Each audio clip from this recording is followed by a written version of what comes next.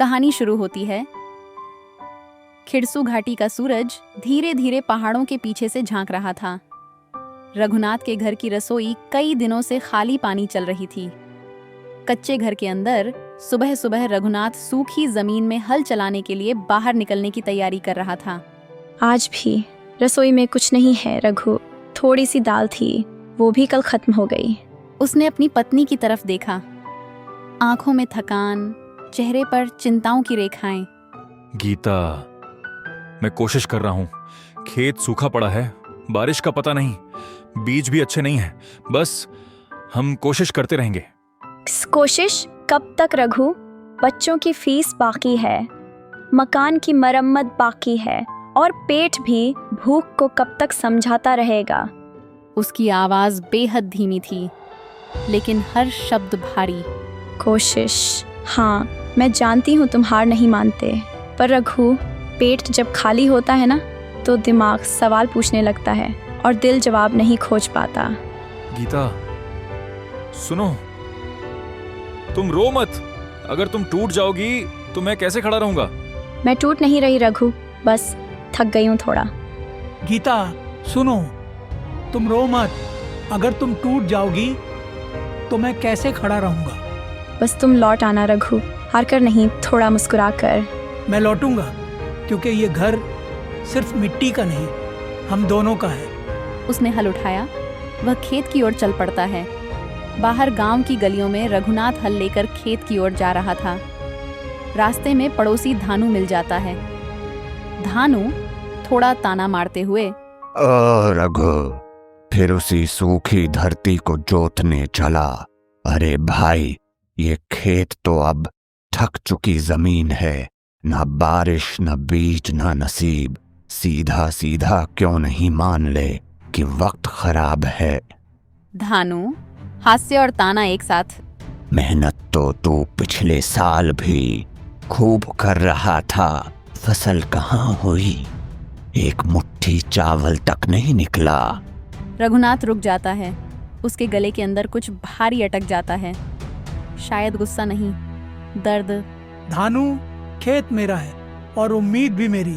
जब तक हाथ चलेंगे हल भी चलेगा। उसी समय दूर से मास्टर दिनेश आते हैं। धानु, खेत सूखा हो सकता है, पर मन सूखा ना होने देना। धानु थोड़ा असहज हुआ, पर मुस्कान बनाए रखी। मेहनत कभी मिट्टी नहीं होती, कभी कभी वो बस समय मांगती है।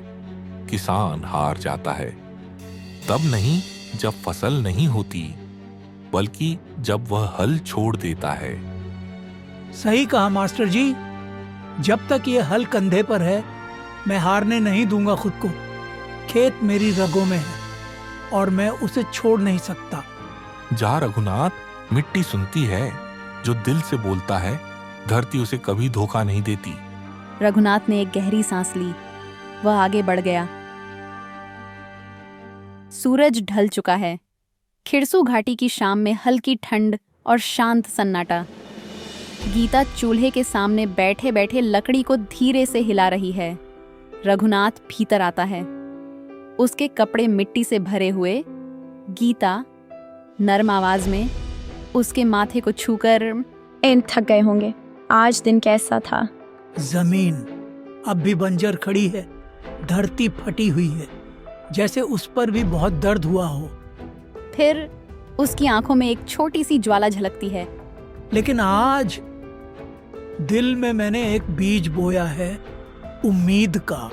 और गीता, जो बीज दिल में बोया जाता है उस पर कभी सूखा नहीं पड़ता। आए रघु, जब तुम्हारे दिल में उम्मीद है तो जान लो मेरी आस्था भी जिंदा है।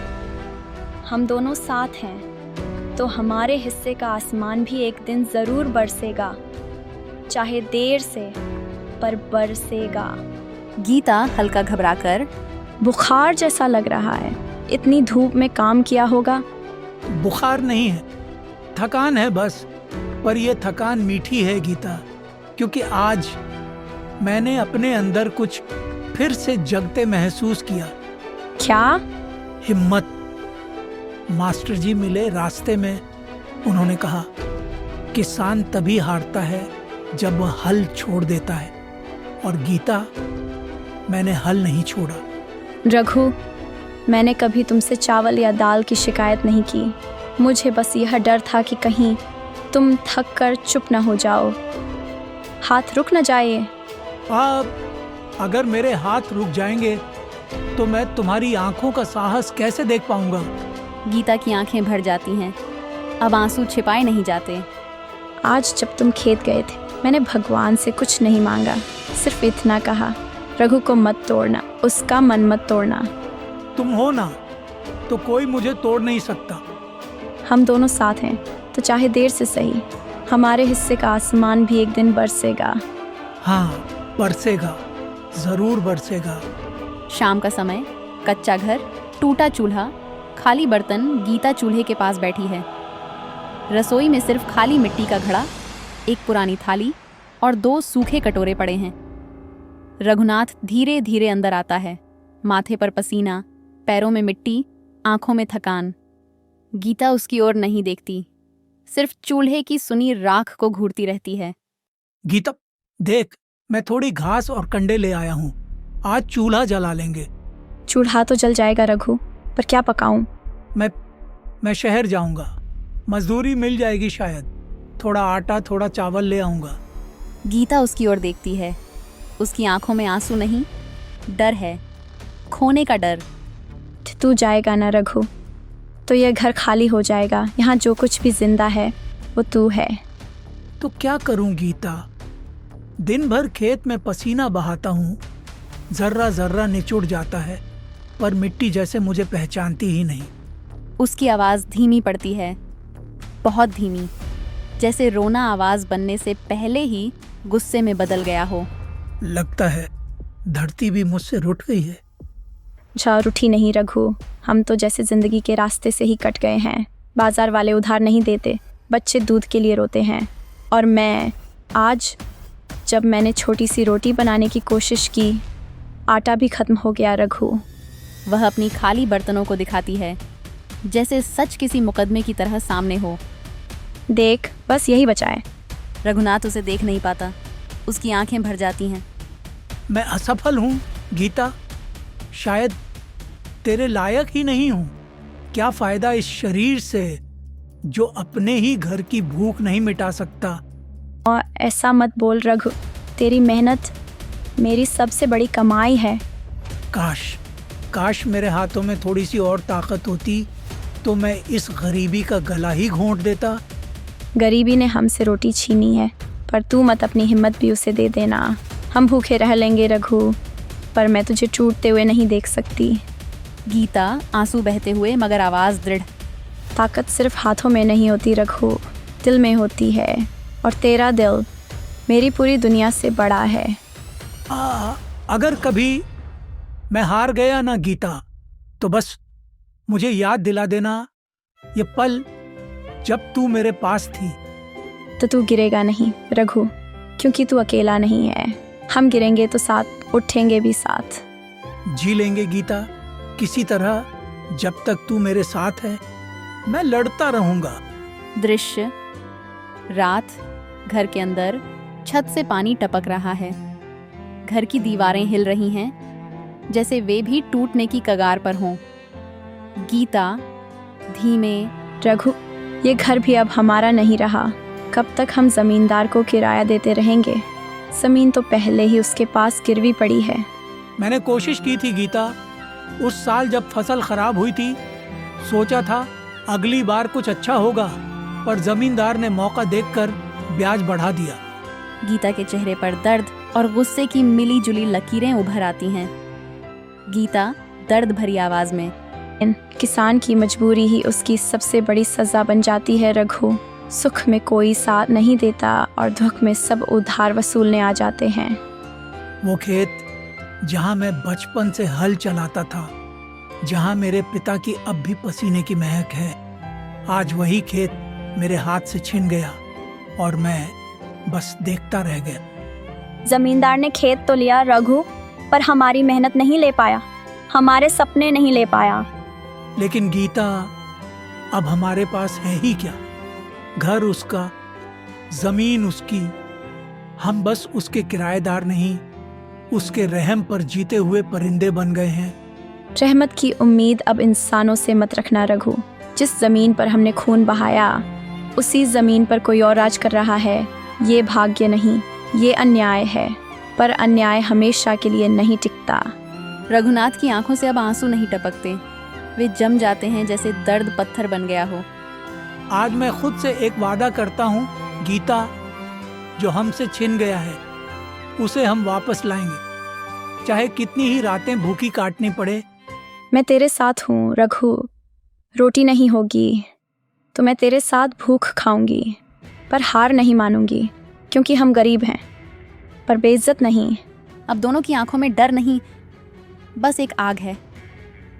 दृश्य दोपहर, रघुनाथ का कच्चा घर, दरवाजे पर धूल उड़ती है। जमींदार भैरव सिंह ऊंची आवाज में हंसते हुए उतरता है। उसके पीछे लोहे की सी आंखों वाला नौकर लोखंडी।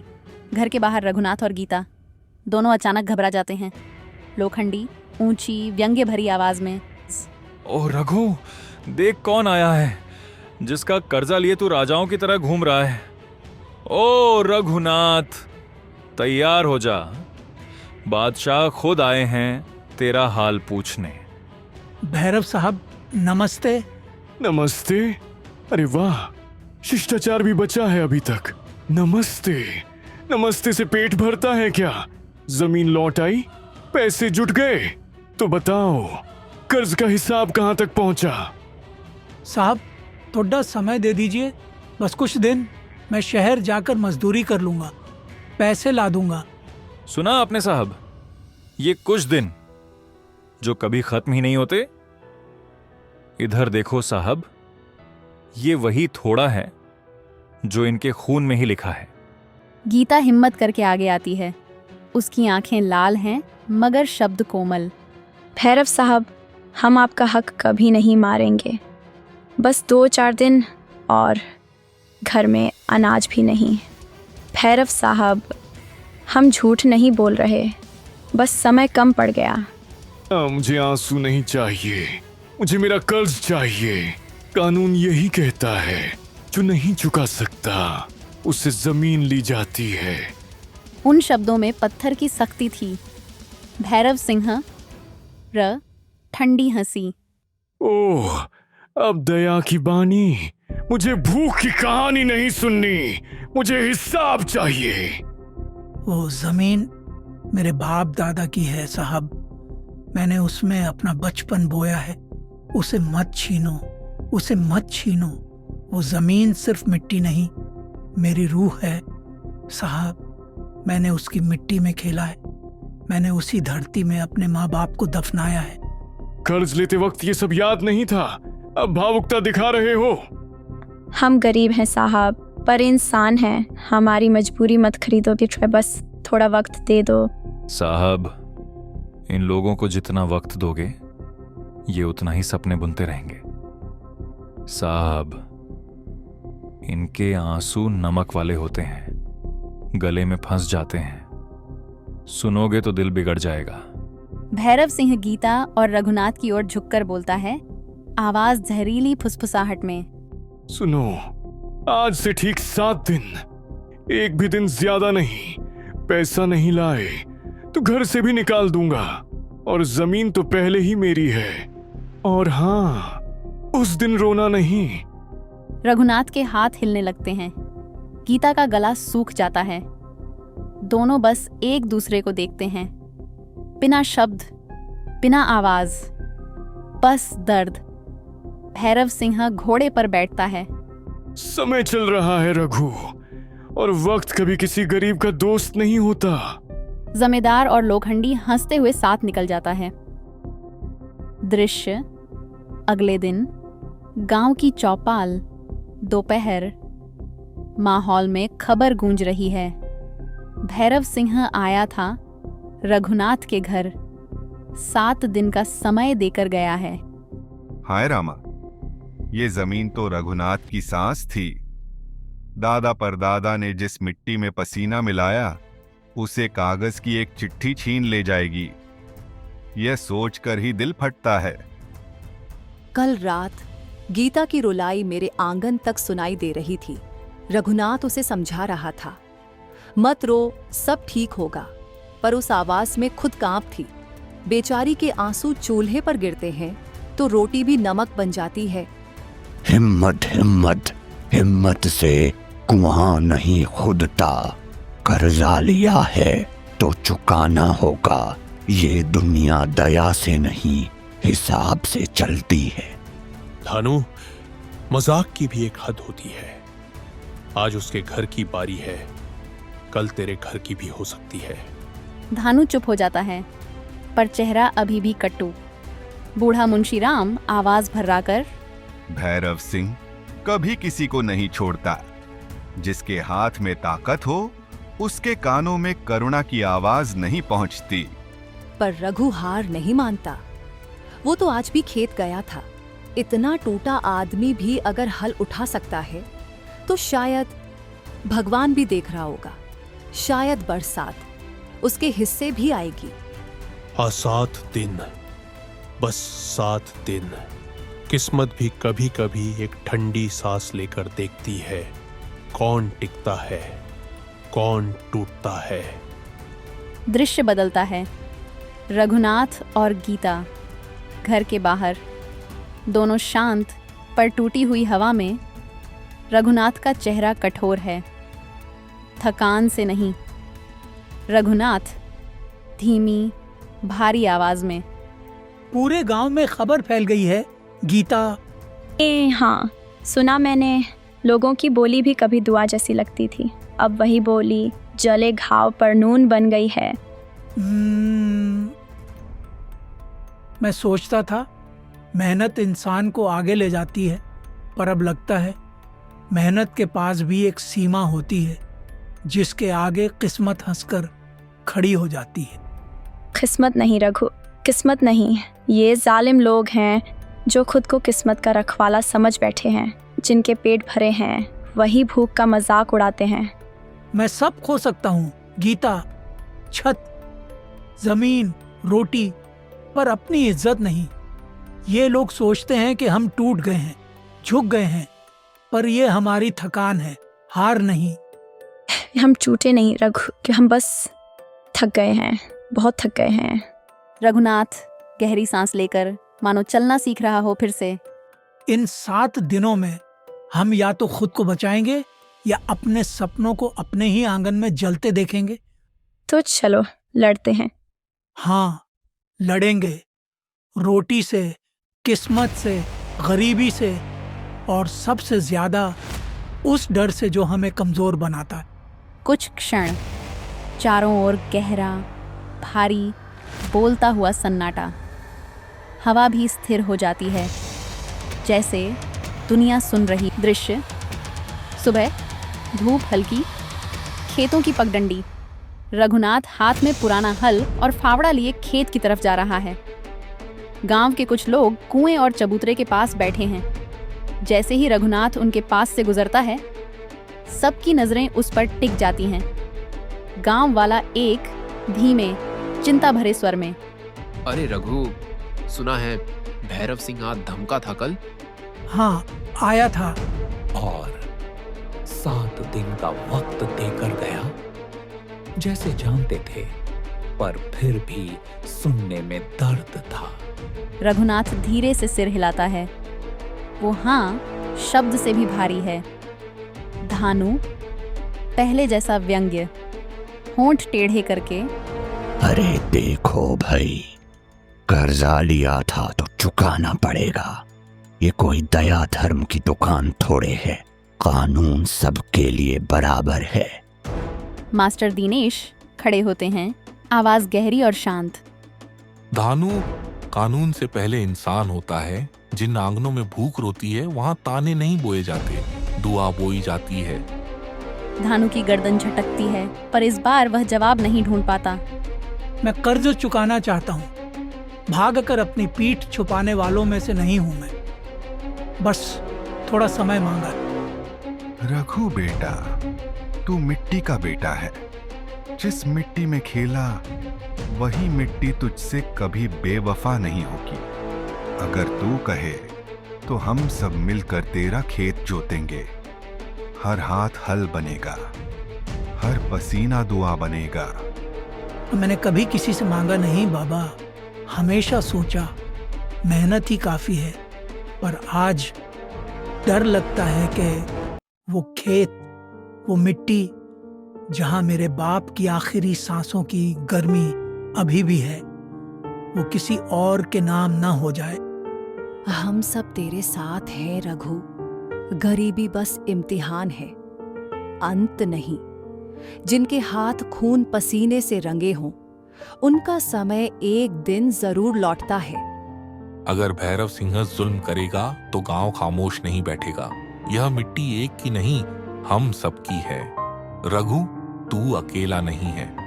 धन्यवाद, मुझे अकेला मत छोड़ना। बस बाकी ताकत मैं अपनी जमीन से ले लूंगा।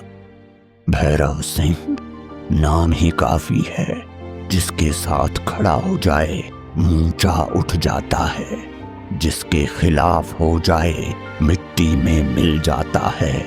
साहब, हमने उसकी हवेली की दीवारें उठाई थी, दिन रात काम किया था, पर मजदूरी 2 महीने तक रोकी थी उसने।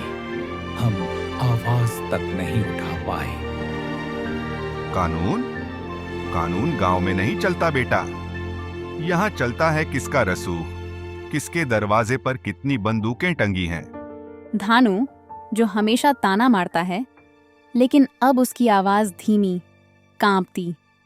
मैंने मजाक नहीं किया था, पर जब रात गहरी होती है ना, मेरे भी घर में भूख रोती है। हम सब डरते हैं उससे। अगर आज उसकी बात टाल दी, कल हमारी बारी होगी। अरे बेटा, सच बोलना आसान है, सच जीना मुश्किल। यह गांव डर का आदी हो चुका है। आदतें इतनी आसानी से नहीं बदलती। आदतें बदलेंगी, जरूर बदलेंगी, पर उसके लिए सिर्फ डर नहीं, दिल की आग चाहिए। ये सिर्फ मेरी लड़ाई नहीं है, ये उन सब की लड़ाई है जिनकी रोटियां, सपने और इज्जत किसी और की मुट्ठी में बंद हैं। रघुनाथ धीरे धीरे चल रहा है, चेहरे पर थकान, आंखों में रात की नींद से ज्यादा चिंता की धूल। अरे रघुनाथ बेटा, रुको जरा, बात कहनी है। कहो काका, खेत देर से भी चला जाएगा। गांव में बात चली है कि जमींदार भैरव सिंह ने तुम्हारे घर जाकर वो सब कहा। हाँ काका, सच है। जिस घर में हम रहते हैं वही हमारा नहीं, और जमीन पहले ही गिरवी थी। अब बस हम किसी तरह सांस भर रहे हैं। रघुनाथ, तू तो सबसे मेहनती है गांव में। तेरी हल्की मिट्टी भी तेरे साथ रोती होगी। फिर ये हाल। मेहनत से क्या होता है भोला राम?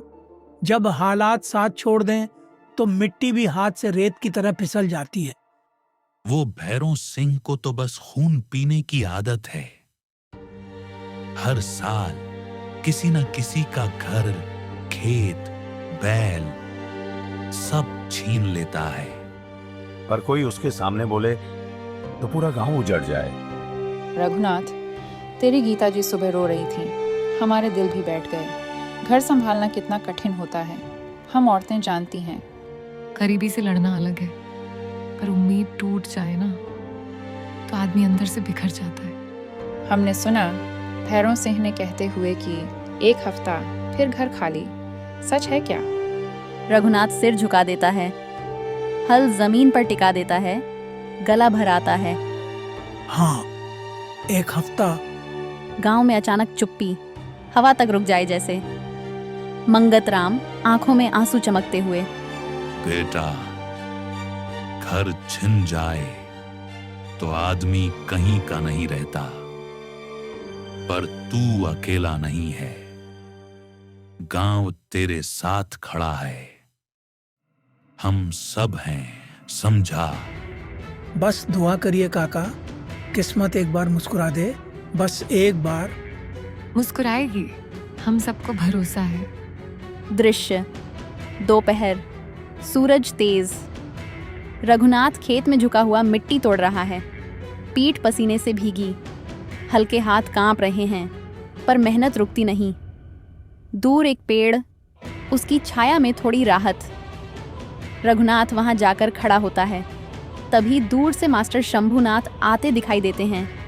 रघुनाथ बेटा, आज खेत में बड़ा जल्दी दिख गया।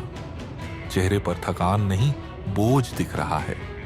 बस मास्टर जी, जिंदगी आज इम्तिहान ले रही है, या शायद मैं ही अब मजबूत नहीं बचा। सुनने में आया कि भैरव सिंह ने घर खाली करने को कहा है। हाँ, 1 हफ्ता दिया है उसने, 7 दिन, बस 7। और तुम सबके सामने अब भी मुस्कुराते फिर रहे हो। रघुनाथ की आंखें भर आती हैं। वह आंखें मोड़ लेता है। ये दिल है बेटा, पत्थर नहीं। रो लूंगा मास्टर जी, पर क्या रोने से घर बच जाएगा? क्या जमीन वापस आ जाएगी? क्या मेरी गीता के हाथों की चूड़ियों में फिर कनक लौट आएगी? रघुनाथ, तुम्हारी मेहनत मिट्टी में नहीं जाएगी, पर अकेले लड़ोगे तो टूट जाओगे। तुम अपने दुख को दिल में बंद किए हुए हो, और दर्द जब अकेला होता है तो इंसान को भीतर ही भीतर खा जाता है। किसके पास समय है मास्टर जी? हर कोई अपनी परेशानियों से भरा है। नहीं, सुनो, जब एक किस्मत टूटती है तो पूरी धरती कराहती है। तुम गांव के लोगों के पास जाओ, समिति बनाए। सबके पास थोड़ा थोड़ा है, पर मिलकर बहुत हो जाता। और जमीन, वह तो गिरवी है। गिरवी चीज को मेहनत और एकता छुड़ा सकती है, और कानून भी। भैरव सिंह गांव की कमजोरी पर राज करता है। अगर गांव खड़ा हो गया, वह हिल जाएगा। रघुनाथ, जमीन सिर्फ मिट्टी नहीं होती, यह पूर्वजों का आशीर्वाद होती है। अगर तुमने हार मान ली तो आने वाली पीढ़ियां भी झुककर जीना सीख जाएंगी, और अगर तुम खड़े हो गए तो आने वाली पीढ़ियों की रीढ़ सीधी हो जाएगी। मास्टर शंभुनाथ अब आवाज में चेतावनी और हिम्मत दोनों।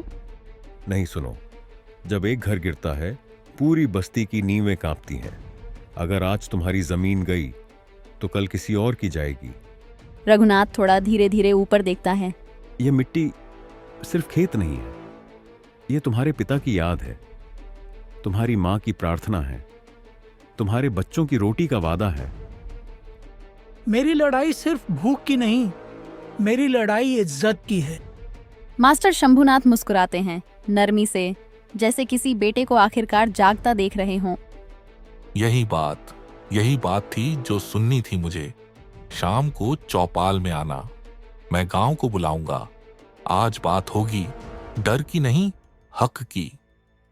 मैं आऊंगा मास्टर जी, इस बार खुद को नहीं, किस्मत को बदलने। गांव की चौपाल, शाम का समय। अंधेरा धीरे धीरे ढल रहा है। चौपाल के बीच में मिट्टी की चबूतरी। गांव के लोग, पुरुष, औरतें, बूढ़े धीरे धीरे इकट्ठा हो रहे हैं। रघुनाथ आता है, थोड़ा झुका हुआ, पर आज आंखों में डर नहीं, सिर्फ छुपा हुआ हौसला। मास्टर बीच में खड़े हैं। मास्टर शंभुनाथ धीमी पर गूंजती आवाज में, आज हम एक बात पर इकट्ठा हुए हैं। भैरव सिंह की ज्यादती कोई नई बात नहीं है, पर आज बात रघुनाथ की नहीं, आज बात गांव की रीढ़ की है। चारों ओर सन्नाटा, कोई सर नहीं उठाता, पर कोई नजर नहीं चुराता। आज रघुनाथ का घर छीना जा रहा है, कल किसी और का, परसों शायद मेरा भी। हम सब जानते हैं मास्टर, भैरव सिंह राज पैसे से नहीं करता, वो राज्य करता है डर से। पर कब तक डरेंगे? डर तो अब हमारे बच्चों के दूध में भी घुलने लगा है। हम उन्हें क्या सिखाएंगे? झुककर जीना।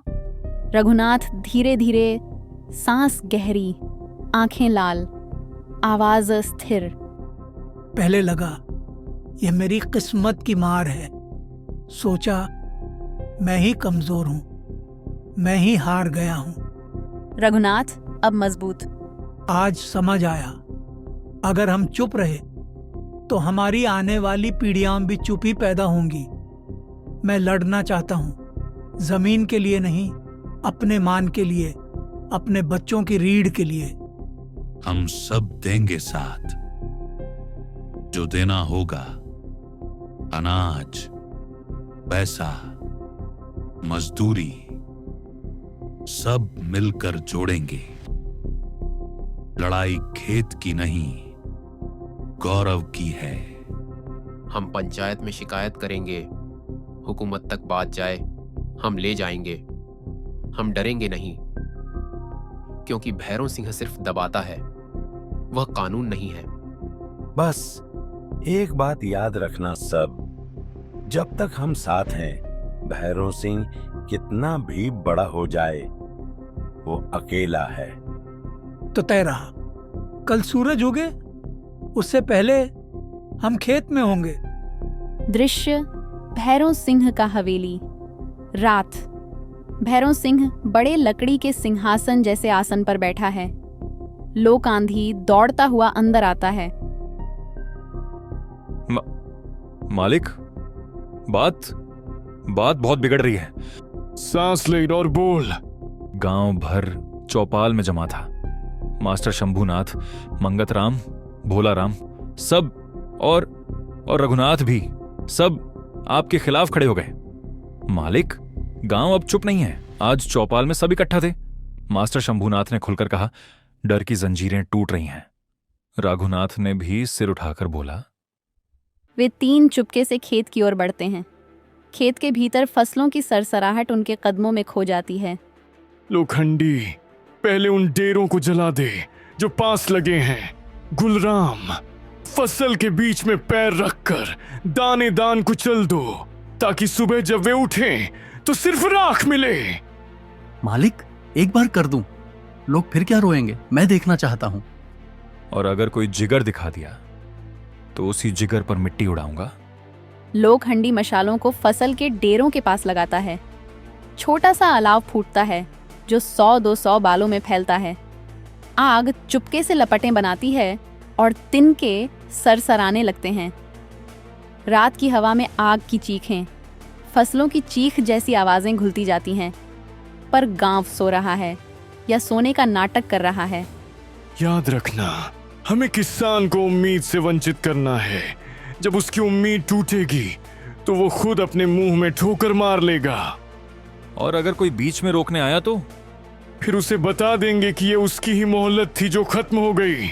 उनकी आवाज में उस गंदी सुलह का आनंद था, शासन की सख्ती, लोगों पर डर थोपने की तमन्ना। आग बढ़ती है। फसलों की खुशबू में अब जले हुए तिनके और चूहों की खौफनाक चीख घुलती है। पूरा माहौल घोर थकान और बर्बादी का साक्षी है। जमींदार की आखिरी फुसफुसाहट, मालिक, कल सुबह हम देखेंगे कि उनका चेहरा कैसे सूख गया होगा। उन्हें याद दिला दो कि जो मिट्टी पर राज करता है वही यहाँ का भगवान है। जो डर गया वही बचा रहता है। सुबह की हवा में अब वैसी ताजगी नहीं, वह भारी है, जैसे किसी ने उसके भीतर आंसू घोल दिए हों। रघुनाथ और गीता खेत की ओर भागते हैं, कदम तेज, सांसें कटती हुई। गीता, आवाज अचानक टूटती है, जैसे कुछ भीतर ही फट गया हो। रघु, हमारा साल, हमारा हर दाना, कितने सपने बोए थे हमने यहाँ, ये क्या कर दिया किसी ने, क्या कर दिया।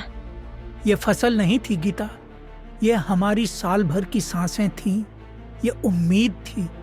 और किसी ने इसे जलाकर हमें बताना चाहा कि हम गुलाम हैं। थोड़ी दूरी पर पैर पड़ने की आवाज।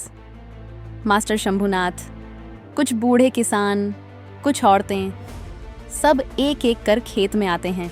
कल रात हवा बदली थी, मुझे पता था, पर मैंने सोचा शायद हम इस बार बच जाएंगे। कहते हैं भैरव सिंह के आदमी दिखे थे रात में, लोखंडी भी, वही जिसकी हंसी में जहर टपकता है। ये तो क्या डर कर चुप बैठे हम? हमारा दिन, हमारी मेहनत, हमारी रोटी जला दी गई और हम कहें हमें पता था। हादिके, अगर यही जीत है तो मैं हार कर भी जिंदा नहीं रहूंगा। पर जो भी कर दिया मैंने नोट कर लिया। आज जो राख बनी, कल वही राख हमारी आग बनेगी। दृश्य गांव की चौपाल। सुबह लोगों की भीड़ जमा है। बीच में रघुनाथ और गीता खड़े हैं, चेहरे पर थकान, आंखों में डरे हुए आंसू। एक तरफ जमींदार भैरव सिंह, दोनों नौकर लोखंडी और गुड्डन के साथ घमंड से खड़े।